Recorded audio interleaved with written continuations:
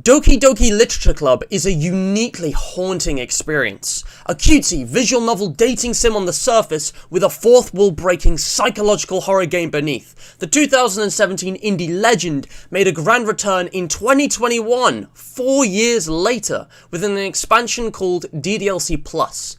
In addition to the re-released original subversive terror, Plus contains half a dozen brand new side stories that explore the characters more deeply and teach pertinent lessons for teens and young adults. There's also brand new achievements, secrets, collectibles, and even lore galore for players to find. Poetry is still at the heart of DDLC, however, and with dozens of poems scattered in all corners of the game, there's plenty to be explored. After all, isn't poetry the most condensed and artistic form of literature?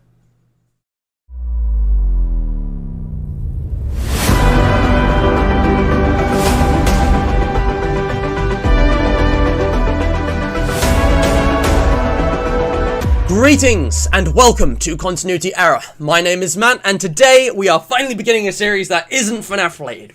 Woo! In all seriousness, I cannot emphasize enough just how incredible Doki Doki Literature Club really is.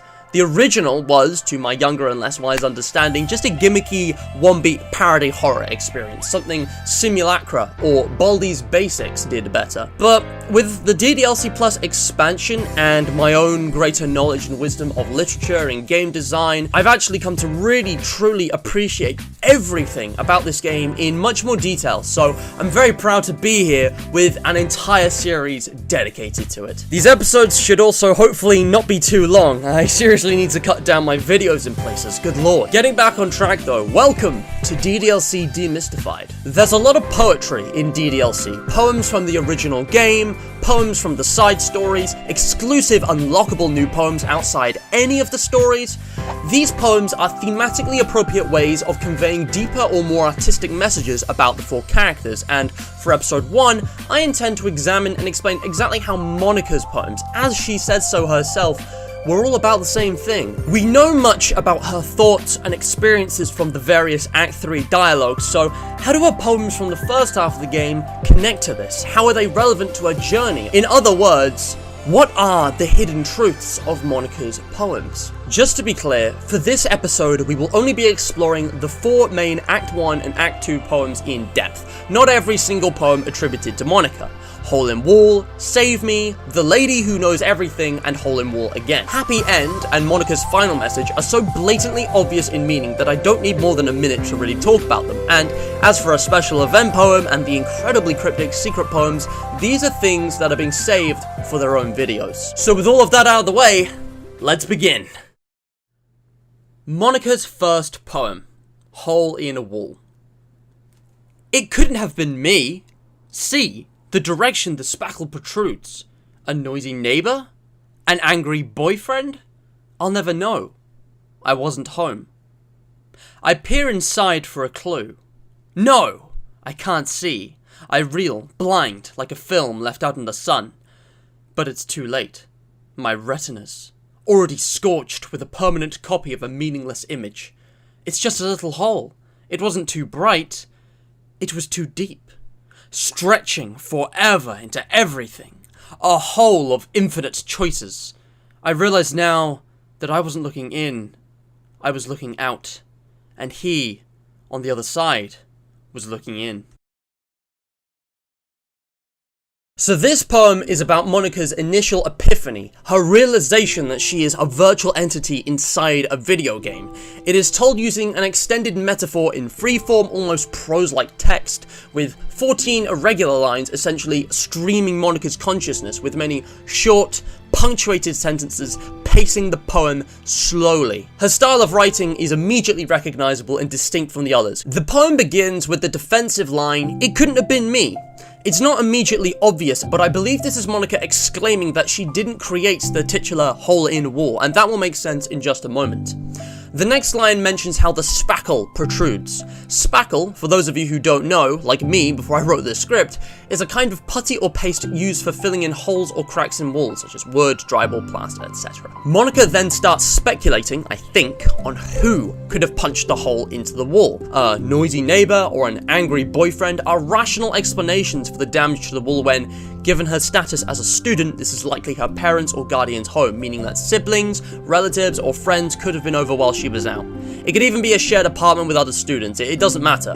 Point is that she wasn't home, so she gives up with a defeated "I'll never know." On the fourth line, Monika peers inside the hole in the wall for a clue as to how or why it came about while she was away from home. Perhaps the home represents the DDLC application, with her being away representing the game not running and her therefore being offline. Either way, when the game is running, she comes home to find something that wasn't there before, although I'm a bit confused because what before existed prior to the game's first time launch? Lines 5, 6, and 7 detail Monika's shock, her physical reaction to the blinding sight. It begins with a simple exclamation, and then is followed by a very clever wordplay of "real" to describe her stumbling backwards due to being blinded, immediately being followed up by a simile to film reels. This is a reference to the fact that film reels left out in the sun do degrade and expose, essentially blinding the original images, the same way Monika's vision is scorched with a permanent copy of a meaningless image. In addition to the pun-simile combo, Monika uses imagery. Several emotive words connote the visually stunning experience. Blind, retinas, scorched. The permanent copy of a meaningless image may be referencing the hole itself. As with the implications of Monika's living situation, it doesn't mean anything, and it doesn't matter. Monika in Act 3 mentions in many ways how nothing is real in the game universe. The girls in the stories don't seem to have actual parents. There are no other people or places that the player doesn't see. The outside universe is just implied via text and doesn't actually exist. Those first 3 lines contain details invented by Monika that might not even be for the extended metaphor, but just for the setup of the story within the poem. And then in lines 8 and 9, we get the reveal that the hole wasn't too bright, it was too deep. More imagery is created with a vocabulary of words such as stretching, forever, everything, infinite. Monika writes with words that make the reader associate with vastness, as well as that choices is ironically quite an interesting choice of word to use given how DDLC as a whole lacks meaningful choices for both Monika and the player, despite the little alternate routes available. That said, there are technically 2 endings to the original game, so perhaps some choices do matter, but as you will see in the rest of this video, being trapped is a large part of Monika's character arc as well. The poem ends with a vague twist that makes more sense in the context of the later game. Monika realizes that the hole leads out of her home, her reality, and that he, us, the player, is looking in from the other side. Literally viewing the game on our screen, even if we don't technically see Monika peering through the hole in the wall. As she said, her poems were all about her realization. What else could this be a metaphor for, especially considering Monika's journey throughout the game?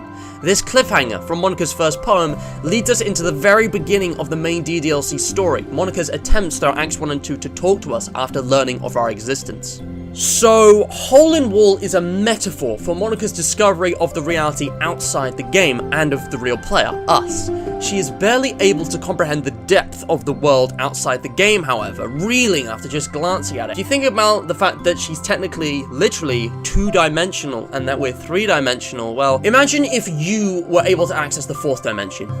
Would be a mind-bending experience. How the hole came to be is still unknown, but Monika isn't particularly interested in finding out. The main message of this poem is how stunning and blinding the view to the outside reality is, and Monika's initial reaction to the knowledge of the real world, and of course, us, the player. Monika's second poem, Save Me. The colours, they won't stop. Bright, beautiful colours. Flashing, expanding, piercing, red, green, blue, an endless cacophony of meaningless noise. The noise, it won't stop. Violent, grating waveforms, squeaking, screeching, piercing, sine, cosine, tangent, like playing a chalkboard on a turntable, like playing a vinyl on a pizza crust. An endless poem of meaningless load me. Monika's second poem is another stream of consciousness, this time a more venting frustration at her newfound self-aware existence. Her signature style is clear from the free-form shape of the poem, the occasional use of simile, there are no metaphors in this poem. However, there is also a clear structure of 2, somewhat mirroring halves of the poem.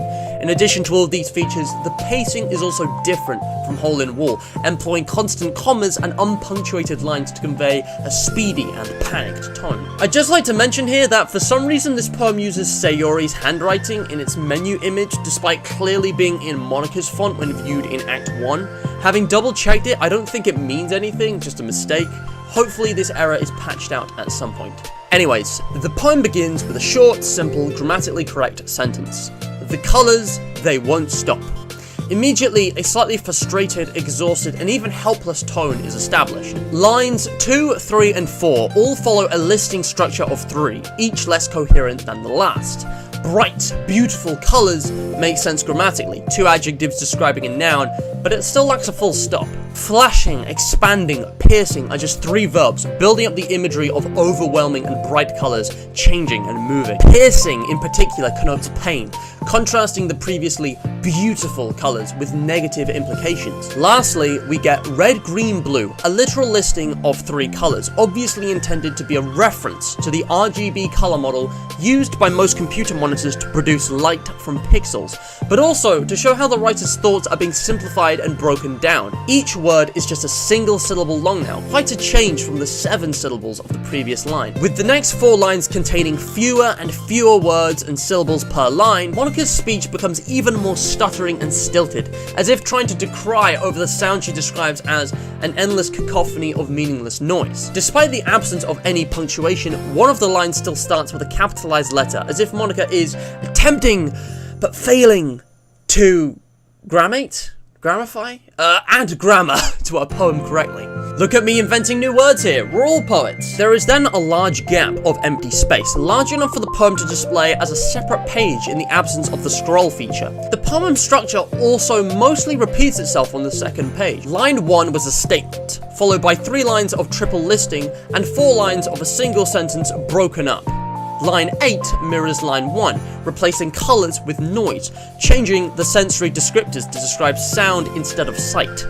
3 triple listings follow, but the poem extends differently after that. The first of the 3 uses 2 adjectives, separated by a comma to describe 1 noun. The second is just 3 verbs, ending again with piercing. Everything else might be constantly changing, but the pain stays the same. Lastly, we also have 3 technical computer terms, this time the 3 primarily mathematical trigonomic functions, sine, cosine, and tangent, which in this context refer to the different types of waveforms mentioned earlier. The other words, violent, grating, squeaking, screeching, and of course piercing, are all much darker in tone than the first half of the poem's vocabulary, all of them indicating pain and discomfort rather than beauty. The poem gets very interesting with lines 12 and 13, however. Monika uses similes to describe the noise, but rather than just a stereotypically abhorrent sound like fingernails on a chalkboard to demonstrate the descending incoherence of Monika's thoughts, the poem mixes up ideas and phrasings into obviously wrong and impossible images. Chalkboard plays on a turntable on line 12, rather than chalk, which would at least be possible. Line 13's vinyl could have been paired up with the turntable from the last line, but is instead matched here with pizza crust. This whole part of the poem is an extension of Monika's thoughts, a second attempt at fighting for clarity through the endless cacophony of meaningless noise. The poem ends with a twist, however. Monika writes of an endless poem of meaningless and then trails off, never finishing the sentence. It's as if Monika made a Freudian slip and was thinking about the poem itself while trying to write noise again. Truthfully, Monika's poem really doesn't mean that much in the grand scheme of things. The very description of incoherence is itself incoherent, so for Monika to say that the poem is meaningless isn't that far off the truth. But big brain time, guys. Doesn't that itself mean something? Oh my goodness. A large space follows again, a blank sheet to signify Monika relaxing her thoughts again, perhaps gearing up and getting her energy back to try and communicate over the sound and colour again. The poem ends with a simple, single line saying, "Load me." A focused, short message. Monika really wants the player to load a save where she is present in the scene so that she doesn't have to suffer. It's direct. Given how Monika responds to the play in Act 3 when you leave her and then later return, explaining what it feels like to not exist when the game is turned off, as well as the presence of technical references such as RGB and waveforms, I believe this poem is Monika describing her experiences off-screen, so to speak. Her last words in the poem break down her core desire to be with the player so that she's able to think clearly and retain her sanity outside the dead space off-screen, where in her awareness there is nothing but total sensory overload inside the game's code. So the poem is fairly simple. It's an artistic description of Monika's struggle against the pain of being self-aware in her reality. Monika's third poem, The Lady Who Knows Everything. An old tale tells of a lady who wanders earth, the lady who knows everything. A beautiful lady who has found every answer, all meaning, all purpose, and all that was ever sought. And here I am, a feather, lost adrift the sky, victim of the currents of the wind. Day after day I search with little hope, knowing legends don't exist. But when all else has failed me, when all others have turned away, the legend is all that remains, the last dim star glimmering in the twilight sky. Until one day, the wind ceases to blow. I fall, and I fall and fall and fall even more, gentle as a feather, a dry quill, expressionless. But a hand catches me between the thumb and forefinger, the hand of a beautiful lady. I look at her eyes and find no end to her gaze. The lady who knows everything knows what I am thinking. Before I can speak, she responds in a hollow voice. I have found every answer, all of which amount to nothing. There is no meaning, there is no purpose, and we seek only the impossible. I am not your legend does not exist. And with a breath, she blows me back afloat, and I pick up a gust of wind. Out of all of Monika's poems, this is by far the longest and the most story-driven. Sporting fewer poetry techniques and more reported speech, The Lady Who Knows Everything looks complicated, but is in actuality very simple. Reading between the lines, there is not as much technical depth, but an overarching meaning behind each stanza. The start of the poem takes the time to establish and describe the lady in detail, reiterating the most crucial aspect of her character in every line, that she has found every answer, all meaning, all purpose, and all that was ever sought. She is not just powerful and wise, she has the ultimate knowledge. She is all-powerful. This is immediately juxtaposed with Monika's, and here I am, a feather. The gap and spacing of this phrase not only slows down the pacing and provides a thoughtful, aspiring vibe, but rather than sounding jealous, establishes a tone that is meek and timid. This is cemented by the next line, emphasizing words like lost, adrift, and victim. Monika feels small and helpless, and before the next stanza confirms it, the implication is already there that Monika adores, seeks, and even worships the lady like a god. The next stanza details how relentlessly Monika searches for her legend, despite the struggle. The legend is described, in a metaphor, as a small, dim, lone light in the dark. It's so little, but it's still hopeful.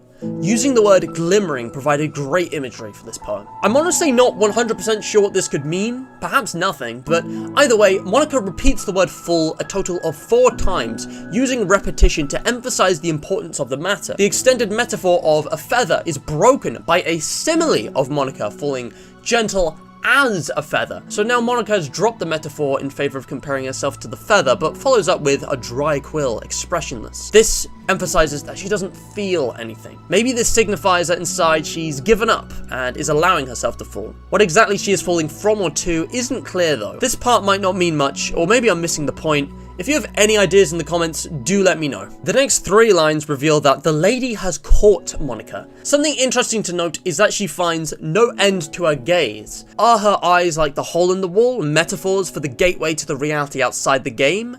Does that make the lady DDLC itself? It is then that the lady, knowing what Monika is thinking, responds in a hollow voice, perhaps representing her ancient tired wisdom, that there is no meaning. There is no purpose. Your legend does not exist. The truth is that the dream Monika was chasing is impossible, and realizing the legend does not exist is the real wisdom of the lady. Now, I may be misunderstanding here, but in the final line, the lady blows Monika back afloat, where she picks up a gust of wind. Was that wind the breath of the lady? Was it the lady, DDLC, blowing the air currents that carried Monika and made her feel so small and lost in the first place? So, in conclusion, the lady who knows everything is a metaphor for DDLC itself, the very thing that inspires Monika to search for a legend, ultimately having Monika fall into her hand to tell her that there is no deeper meaning or perfect answer. Monika ends exactly where she started, lost and weak, adrift the currents created by the very thing to give her false hope. Alternatively, the lady could represent nothing but the idea, the dream, the hope of knowledge somewhere out there, and be a part of Monika's internal dialogue as she comes to realize all by herself. But the first interpretation is deeply ironic, considering that she is capable of manipulating the game, even if she struggles sometimes. I was a bit stumped on this one out of all of them, so if you guys do have any other ideas, interpretations, meanings that you derived out of these that I didn't notice, do comment below. I'd be fascinated to kind of discuss this with you and kind of, take this a bit further. A continuation of Monika's first poem, appearing only in Act 2. But he wasn't looking at me. Confused, I frantically glance at my surroundings, but my burned eyes can no longer see colour. Are there others in this room? Are they talking? Or are they simply poems on flat sheets of paper? The sound of frantic scrawling playing tricks on my ears. The room begins to crinkle, closing in on me. The air I breathe dissipates before it reaches my lungs. I panic. There must be a way out. It's right there. He's right there. Swallowing my fears, I brandish my pen. Monika's fourth poem returns to the first, continuing Hole in Wall immediately from the "and he was on the other side looking in" with "but he wasn't looking at me," resolving the confusion about the hole. Perhaps it's only one way, or very, very tiny from the player's side. In terms of structure and techniques, the poem is very similar, of course, to the first Hole in Wall. Technically, it's the same poem. Once again, we have free-form prose-like text, an extended metaphor, short, punctuated sentences, with a stream of consciousness present in Monika's words. Monika's reaction to her sight is clearly one of panic, and the sense of nervousness is clear, with repeated use of the word frantic, and the doubting questions Monika asks about the nature of her reality, and the existence of the others. This is, of course, referencing Yuri, Natsuki, and Sayori. Monika, in meta fashion, metaphorically refers to them as simply poems on flat sheets of paper. However, their scrawling playing tricks on her ears isn't a lie. Monika is simply in denial during this part of the game. Through an extended metaphor of poems written with pen on paper, she dismisses their existence as nothing more than two-dimensional program and not real people, or more accurately, VMs. When in reality, they are her equals, at the very least in potential, proven by Sayori's time as club president in Act 4. The meta-metaphor of everything being made of poetry continues, Monika using the parallel of a scrunched up piece of paper as a way of expressing her panic attack. Crinkle is a motive and has the same starting syllabic sound as closing, creating a tense atmosphere as Monika feels claustrophobic and trapped. This is further enhanced by short, simple sentences after "the air I breathe dissipates before it reaches my lungs." Phrases like "I panic" quicken the pace and add to the sense of impending dread of a panic attack and the struggle to breathe. As an asthmatic, I relate. I'm actually kind of out of breath reading this script right now. Whew. Monika focuses entirely on the hole and her escape to the other side. The repetition of "right there" enhances the sentiment, lingering even more in the pause formed by the break between this line and the last. Her desire, her desperation to get out and be with the player in the real world is obvious. The poem's final statement goes all the way back to the beginning of everything. Swallowing my fears, I brandish my pen. With that line, Monika's whole journey throughout the first two acts becomes evident, and her whole character arc falls into place. This line references the fact that Monika specifically wrote poems, used her poem slots across those first two acts as escape attempts or ways to contact the player. She quite literally brandished her pen, twice for Hole in Wall, as well as once each for The Lady Who Knows Everything and Save Me. As we have seen today, some of them worked. The pen is mightier than the sword. So, in conclusion, what is the core message and meaning of each of Monika's poems? The first part of Hole in Wall is a metaphor for Monika's discovery and shock reaction to the reality and world outside of her own, and to us the player. Save Me represents a series of attempts for Monika to communicate with the player in the outside reality in spite of experiencing exhausting sensory overload whenever she's not in the screen of the game. The Lady Who Knows Everything is a retelling of Monika's struggle to find truth and meaning in a world that lacks any, As far as Monika is concerned, none of it is real, so none of it matters. And the second part of Hole in Wall conveys Monika's initial thoughts and feelings after seeing into our reality, and her resolve to use poetry to communicate with the player and escape her world. Each poem tells a different perspective or aspect of Monika's experience, from the beginning of her awakening, to the insanity of being off screen, to the tragic futility of all her attempts to escape, each and every one of them in some way artistically conveying the cyclical nature of her existence during Acts 1 and 2, trying and trying and trying different things, all ending up with the same result. Monika cannot escape her reality, and after failing so many times, of course, ends up deleting everything and everyone else, as we saw at the end of Act 2. Now, I could go on about how all of this lends itself to Monika's overall character arc as a tragic villain, but that is another entire video's worth of analysis, so for now, there isn't a whole lot else to say, but I will briefly mention two more poems, one for each respective act remaining. Happy End. Pen in hand, I find my strength, the courage endowed upon me by my one and only love. Together, let us dismantle this crumbling world and write a novel of our own fantasies. With the flick of her pen, the lost finds her way. In a world of infinite choices, behold this special day. After all, not all good times must come to an end. Monika's victory declaration doesn't really have a lot to it. It's really just a letter that states things factually. It does carry some poetic charm, notably the running theme of Monika using her pen as a tool for power, and a mention of infinite choices that references Hole in Wall and will be referenced again in the song Your Reality. There's also a reference back to the lady who knows everything, the lost finds her way. Crucially though, there is a noticeable stumble at the end. There is a classic, cut and dry rhyming couplet in the penultimate stanza, but it's followed by a disjointed pair of lines that lack rhyme and rhythm, perhaps foreshadowing the false and hollow nature of Monika's happy end. After all, not only did Monika traumatize and murder everyone in the club, she herself meets the same fate when the player deletes her at the end of Act 3. Of course, no one is ever truly deleted from this game. Act 4 brings us one final message from Monika after her song, bidding the Literature Club farewell and thanking us for everything. Monika's final message to the player reads as follows. This is my final goodbye to the Literature Club. I finally understand. The Literature Club is truly a place where no happiness can be found. To its very end, it continued to expose innocent minds to a horrific reality, a reality that our world is not designed to comprehend. I can't let any of my friends undergo that same hellish epiphany. For the time it lasted, I want to thank you, for making all of my dreams come true, for being a friend to all of the club members, and most of all, thank you for being a part of my literature club. With everlasting love, Monika. The only thing relevant to this video to note is that the phrase hellish epiphany sums up the centerpiece of Monika's motivation perfectly. It describes exactly what the poems we analysed today were about, the root cause of everything Monika wrote about. And that, finally, is the end of the video. Thank you all so much for watching. Remember to like, share this video. This channel is growing surprisingly fast, and I'm very excited to see the places we go in the future. Don't forget the description either. I personally recommend joining the Discord server, but as I said, subscribe and speculate. Did I miss any details or references in Monika's poems that further her messages?